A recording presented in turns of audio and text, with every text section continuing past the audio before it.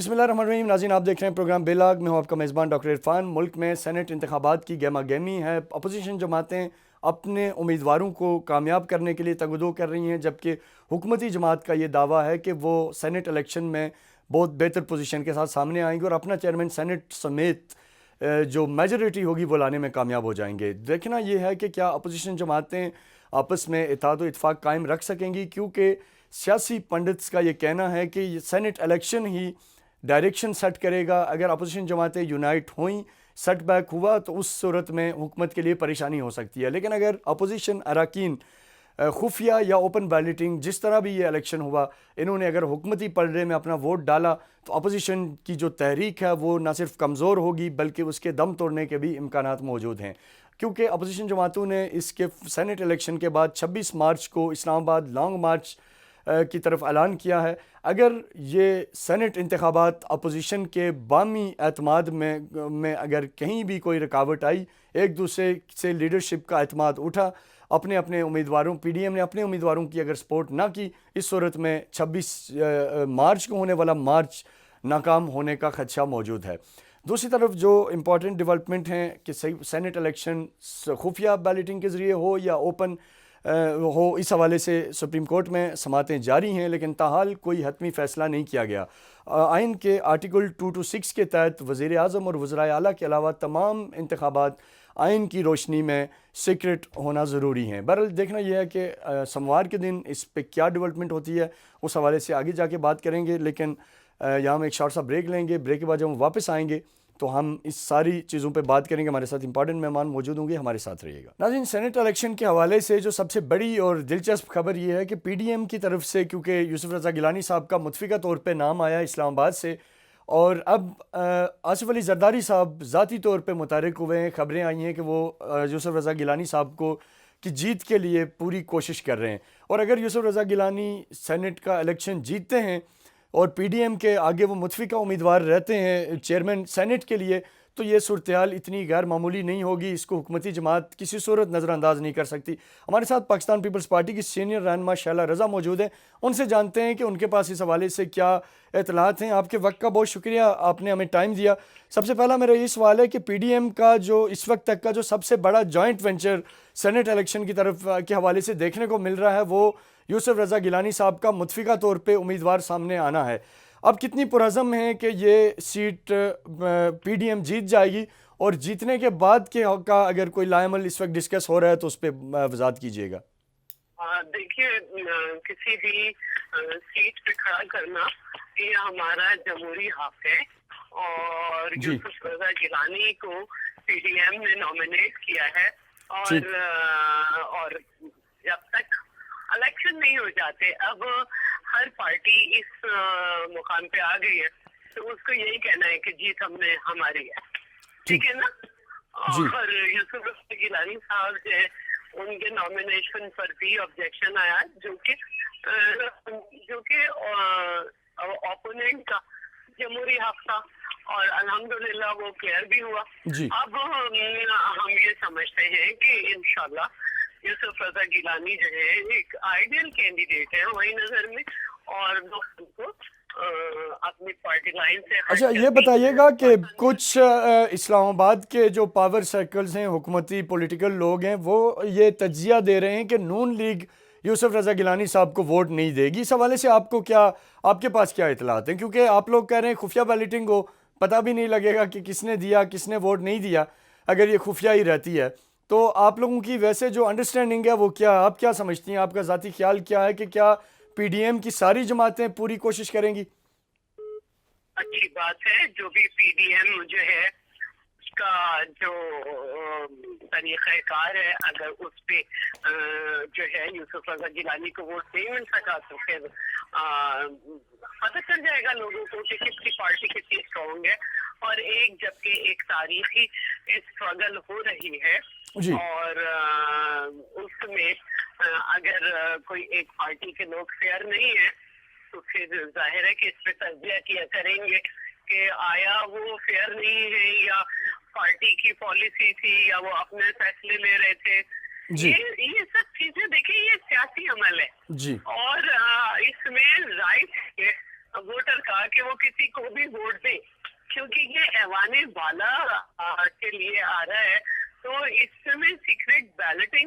جو ہے ابھی یہ غیر آئینی نہیں ہے اور اس میں آپ اپنا ووٹ اپنی مرضی سے سلیکٹ کر سکتے ہیں. اصل مسئلہ تو رشوت کا ہے کہ آپ اس میں اگر کسی کو ووٹ دے رہے ہیں تو اپنی پولیٹیکل وزڈم کے بجائے آپ لالچ کا شکار ہو کے کام کر رہے.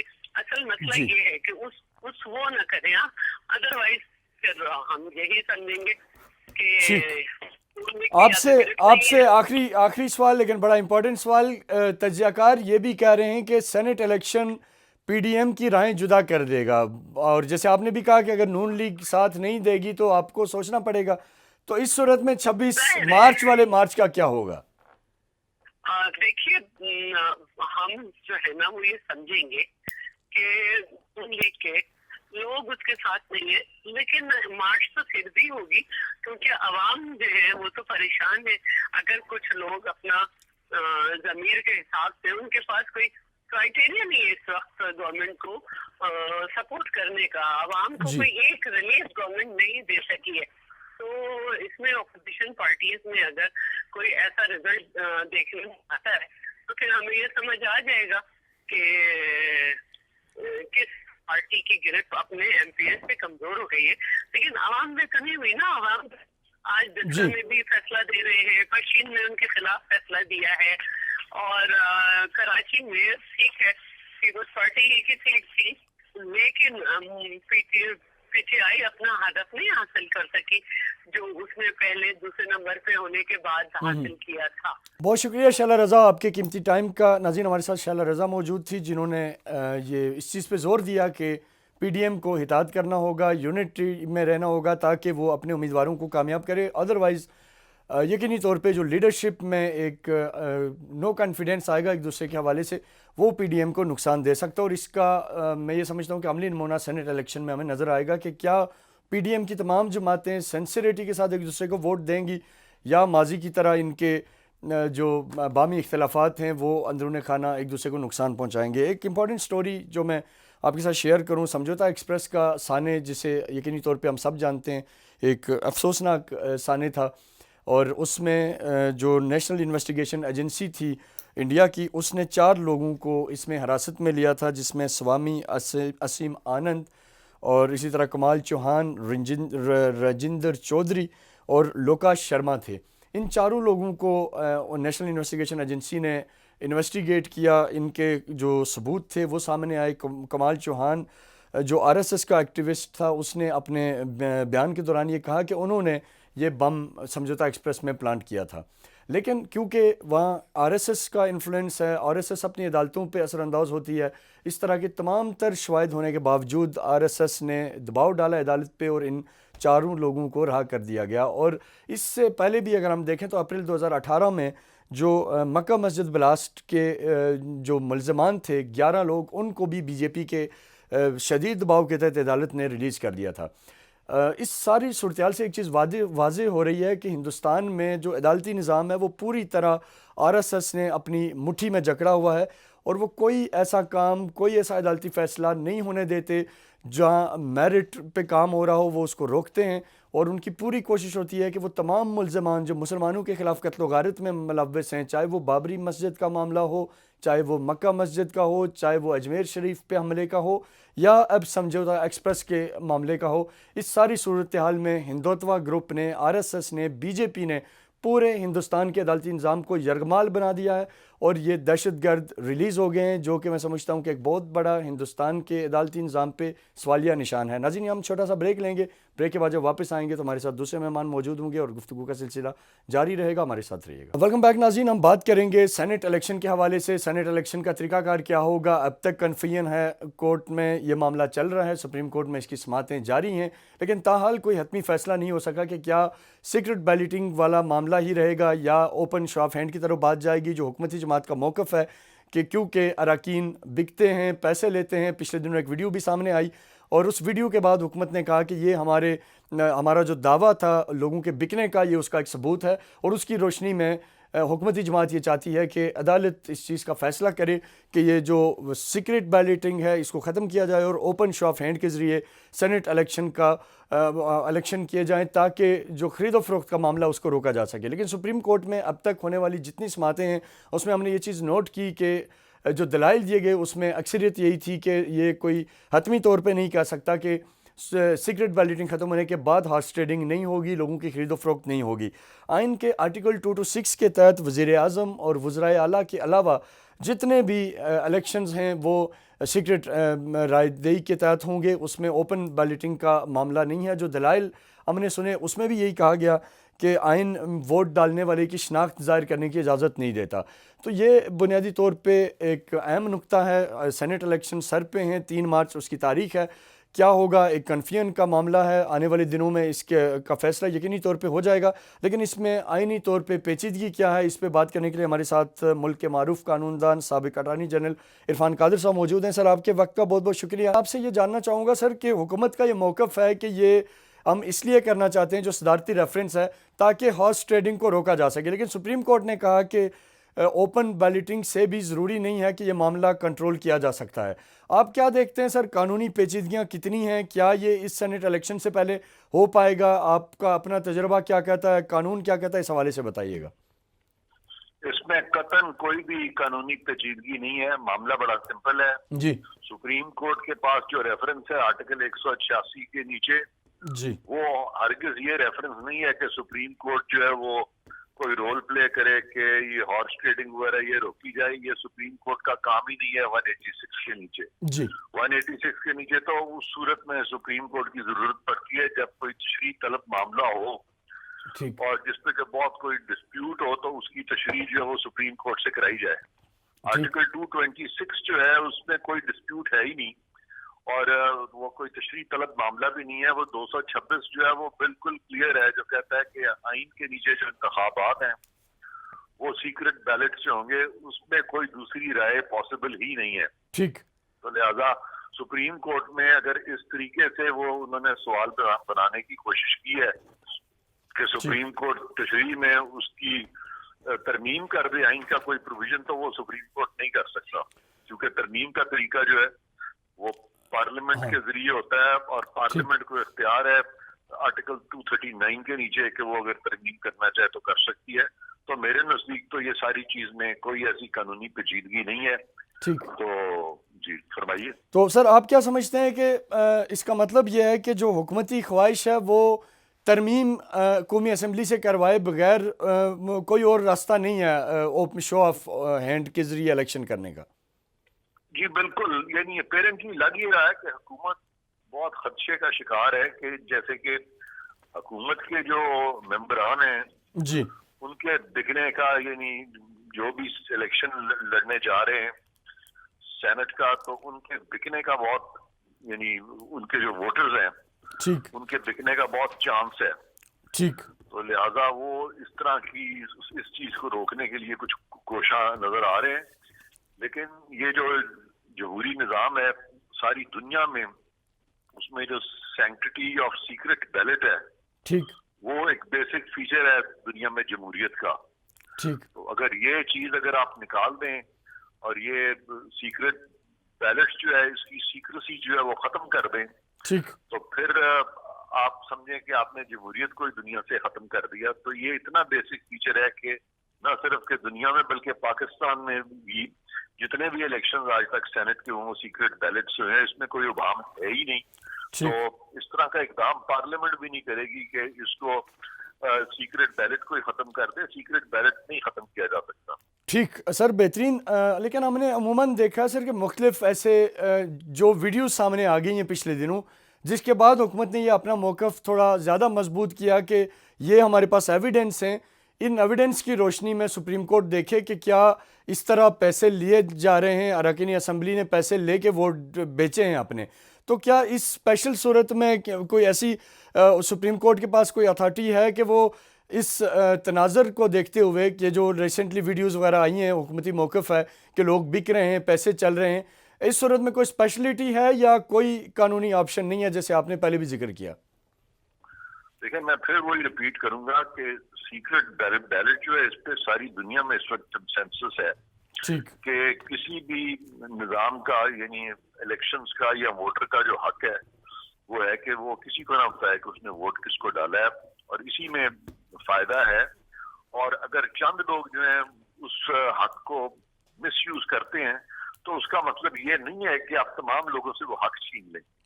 ये ऐसे ही है कि अगर 3 लोगों ने या 4 लोगों ने इन इलेक्शंस में अपनी वोट का हक अगर मिसयूज किया या करप्शन की, तो फिर तकरीबन 400, 600, 800 लोग ऐसे भी हैं जिन्होंने करप्शन नहीं करी। एग्जैक्टली ये बिल्कुल ऐसे ही है, ये बिल्कुल ऐसे ही है जैसे कि अगर हवाई जहाज का एक्सीडेंट हो जाए या कोई तकरीबकारी हो जाए हवाई जहाज में, तो आप कहें कि हवाई जहाजों को ही खत्म कर दो क्योंकि इसमें तकरीबकारी होती है। आप इस चीज से कतई नजर हो जाए कि हवाई जहाज जो है उसमें जो सहूलतें हैं वो दुनिया के लाखों लोग उसकी सहूलतें उठाते हैं, तो इसलिए चंद लोग जो है अगर उन्होंने कोई हुल्लड़बाजी मचा दी है तो उसकी वजह से पूरे हवाई जहाज को ग्राउंड कर दें पाकिस्तान में और आइन में तरमीम कर दें या कोई तशरीह करा लें सुप्रीम कोर्ट से कि हवाई जहाज पे तो अब बैठना ही नहीं चाहिए। तो ये सीक्रेसी वाली जो चीज है इसको खत्म करना ऐसे ही है जैसे कि आपने एक बहुत बड़ा जो सेफ गार्ड है जमहूरियत का, जो एक सैंक्टिटी है, ये जो एक फंडामेंटल राइट है हमारे तमाम वोटर्स का कि उनकी सीक्रेसी जो है वो पियर्स ना हो सके, तो अगर आप उस सीक्रेसी को खत्म कर देते हैं तो उनको आप जो बेसिक बुनियादी सबसे बुनियादी जो हक है उससे महरूम कर देंगे आप। सर आपके वक्त का बहुत शुक्रिया, आपने अपना कीमती टाइम दिया, आपने अपनी राय दी, कैटेगोरिकली आपने वजाहत की कि आइन में ऐसी कोई गुंजाइश नहीं बनती जब तक कि इसको कौमी असम्बली से पास नहीं करवाया जाएगा, ये लॉ नहीं बनेगा तब तक ऐसा मुमकिन नहीं है कि सीक्रेट बैलेटिंग को ख़त्म किया जा सके। नाज़रीन यहाँ एक छोटा सा ब्रेक के बाद प्रोग्राम के आखिरी हिस्से की तरफ जाएंगे, हमारे साथ रहिएगा। वेलकम बैक नाज़रीन, इस सेगमेंट में इंतहाई इंपॉर्टेंट बात करेंगे, आपकी तवज्जो एक अहम मसले की तरफ लाएंगे। मोहम्मद अली सतपारा पाकिस्तान के एक मारूफ को पैमा हैं जो पूरी दुनिया में इसलिए जाने पहचाने जाते थे कि वो पाकिस्तान की पॉजिटिव इमेज दुनिया के सामने लाते रहे। उन्हें 15 दिन से वो लापता हैं जब वो 2 गैर मुल्की को पैमाओं के हमरा K2 की मुहिम पे निकले थे, K2 सर करने निकले थे, लेकिन उनका राब्ता अपने बेस कैंप से मुनक़ते हुआ और अब 15 दिन होने को हैं कि वो वापस नहीं आए। इस वक्त तक की जो आम इतलात के मुताबिक कहा यह जा रहा है कि मोहम्मद अली सतपारा क्योंकि इतने शदीद मौसमी हालात के बावजूद, बर्फ़बारी के बावजूद ये मुमकिन नहीं है इंसानी तौर पे कि वो इस दुनिया में मौजूद रहे होंगे, लेकिन अल्लाह ताला की ज़ात करीम है, गफ़ूर है और उसके यहाँ कोई भी ऐसा काम नहीं है जो नामुमकिन हो, कोई मौजज़ा हो सकता है।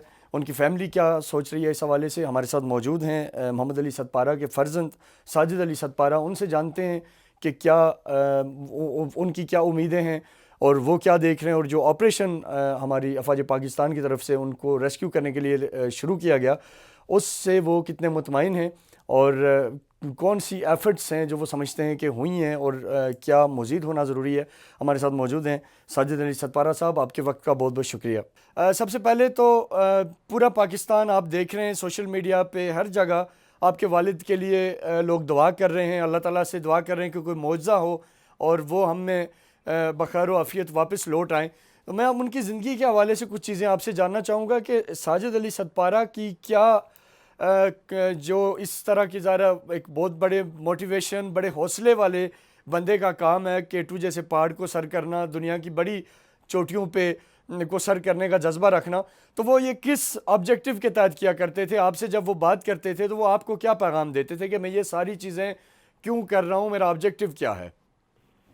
वालिद का जो मेन ऑब्जेक्टिव था कि वालिद कहते थे कि बेटा पहाड़ों पे मुझे जो अंदरूनी खुशी है वो महसूस होती है पहाड़ों पे, और उसका जो मेन ऑब्जेक्टिव एक था कि पाकिस्तान में जो हमारे 5 जो 8,000 से अबव माउंटेन्स हैं जी, इसके हिसाब से कहते थे अल्लाह ने हमें इन खूबसूरत पहाड़ों से नवाजा है, क्यों ना हम अपने जो सब सलाली परचम को इन बंद वाला पहाड़ों पे लेके न जाए।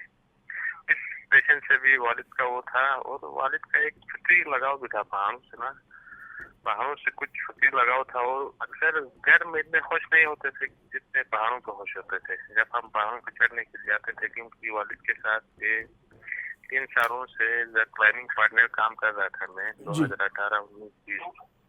उसके साथ एज क्लाइंबिंग पार्टनर में काम करता तो मैं उसको देखता था, यार वालिद इधर इतने खुश होते हैं माउंटेन में, और बेस कम में अक्सर लोग कहते थे यार अली तुम तो बेस कम की जान हो, क्योंकि इस तरह का वो माहौल जो बेस कम में लोगों साथ के और अच्छे उसमें गपशप करके और अच्छे उसमें वक्त गुजारते थे बेस कम में ना। ठीक, अच्छा साजिद अली सतपारा साहब ये बताएं कि जो ऑपरेशन उनको सर्च करने के लिए जो चल रहा है या अब तक की जो लेटेस्ट इन्फॉर्मेशन है उस हवाले से हमारे देखने वाले लोगों को आगाह कीजिएगा कि क्या आप उनके बेटा होने की हैसियत से सेटिस्फाइड हैं जो एफर्ट की जा रही हैं गवर्नमेंट की तरफ से?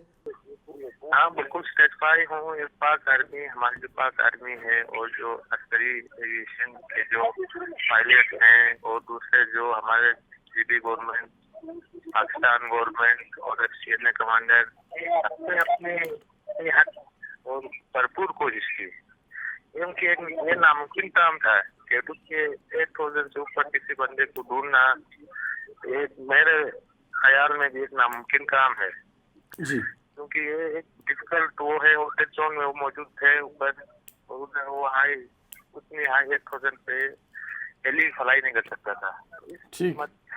इन तमाम हालात को मद्देनजर रखते हुए पाक आर्मी और दूसरे जो इदारे हैं उन्होंने भरपूर कोशिश की, लेकिन वो इम्पॉसिबल था, इसलिए वो नहीं हो सका।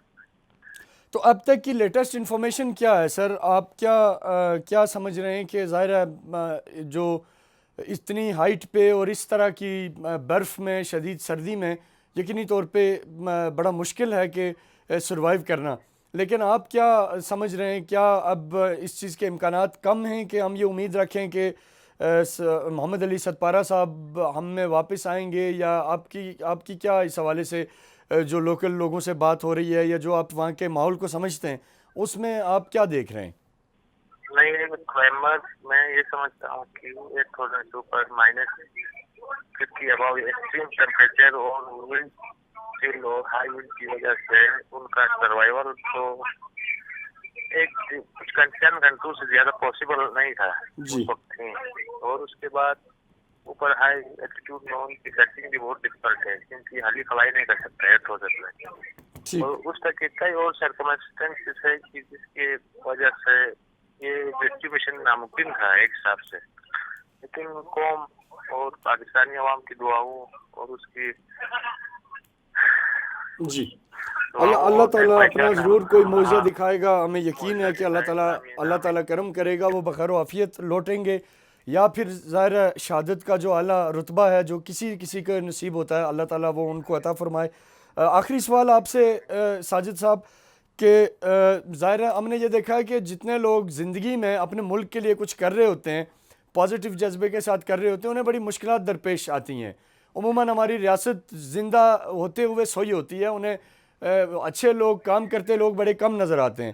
तो क्या मोहम्मद अली सतपारा साहब को जब रियासत की ज़रूरत पड़ी, आप उनके बेटे हैं, आपको ज़्यादा बेहतर इल्म होगा, क्या स्टेट ने उन्हें सपोर्ट किया? क्या आप पाकिस्तान का एक बेहतर इमेज दुनिया में दे रहे हैं, या उन्हें मुश्किलात का सामना करना पड़ा? इस हवाले से क्या कहेंगे? नहीं, वालिद अल्हम्दुलिल्लाह वालिद को जो यूरोपियन जो क्लाइंबर्स कमेटी वो सपोर्ट करती थी और पाक आर्मी ने भी सपोर्ट किया। जो वालिद ने रिसेंटली 2019 में जो 2 माउंटेन क्लाइंब किए मकालू और लोचे, उसमें पाक आर्मी का ताउन हाजिर था। स्पेशली जो जनरल एहसान महमूद खान साहब सीनियर कमांडर थे इधर का, उसने ताउन किया। और बाकी जो यूरोपियन फ्रांस की उसने कंपनी ने उसको सपोर्ट किया, जो बियॉन्ड एवरेस्ट एक प्रोजेक्ट था। अल्हम्दुलिल्लाह वालिद को अपनी जिंदगी में भी इतने मसाइल दरपेश आए, लेकिन स्टार्टिंग में कुछ मसाइल दरपेश आए, लेकिन बाद में जब वालिद ने कुछ अचीवमेंट्स की उसके बाद कुछ वो सपोर्ट क्लाइंबर्स कम्युनिटी और दूसरे जो आर्मी की तरफ से उससे हासिल रहा। बहुत शुक्रिया साजिद अली सतपारा साहब आपके कीमती वक्त का। नाज़रीन, आज के प्रोग्राम में हमने ये कोशिश की कि हम तमाम जो मौजूदा मुल्की सिनेरियो है उसको भी आपके सामने रखें। सेनेट इंतखाबात में PDM की हिकमत अमली पे भी हमने बात की, और सबसे अहम तरीन हमने इस प्रोग्राम में محمد علی سدپارہ جو کہ قوم کا ہیرو 15 دن سے لاپتہ ہیں. ابھی تک مختلف ان کے حوالے سے باتیں آ رہی ہیں. کچھ لوگوں کا یہ خیال ہے کہ شاید محمد علی سدپارہ اب ہمارے درمیان موجود نہیں رہے اور وہ اپنے خالق حقیقی سے جا ملے ہیں. ہم پروگرام کے آخر میں پھر ایک دفعہ یہ دعا کریں گے کہ اللہ تعالیٰ ان کے درجات بلند فرمائے اگر وہ اس دنیا میں نہیں رہے، اور اگر وہ موجود ہیں تو انہیں بخیر و عافیت اپنی فیملی تک اللہ تعالیٰ اپنے کسی معجزے کے ذریعے پہنچائے. اپنے میزبان ڈاکٹر عرفان کو اجازت دیجیے، کل پھر ملاقات ہوگی. تب تک کے لیے اللہ حافظ. پاکستان پائندہ باد.